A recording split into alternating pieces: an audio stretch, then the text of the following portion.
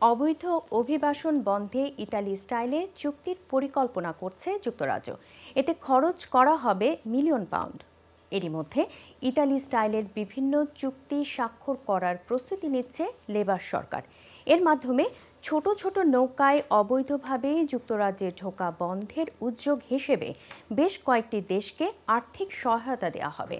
Sunday টাইমসের প্রতিবেদনে বলা হয়, স্বরাষ্ট্রমন্ত্রী ইয়েভেট কুপার বছর শেষের আগেই তুরস্ক, ভিয়েতনাম এবং ইরাকের কুর্দি অঞ্চলের সরকারকে সহযোগিতা ও নিরাপত্তার জন্য মিলিয়ন পাউন্ড অর্থ দেবে। এক্ষেত্রে স্যার কিয়ার স্টারমার ইতালির ডানপন্থী প্রধানমন্ত্রী জর্জিয়া মেলোনির কৌশল অনুসরণ করতে চাইছেন। মেলোনির সাথে গত মাসে রোমে সাক্ষাৎ করেন স্টারমার। মেলোনির নেতৃত্বে ইতালি ২০২৪ সালের প্রথম ৭ মাসে অবৈধ প্রবেশ ৬২% কমাতে পেরেছে। দেশটি তিউনিসিয়া এবং লিবিয়ার সাথে একই ধরনের চুক্তি করে এই সুফল পাচ্ছে।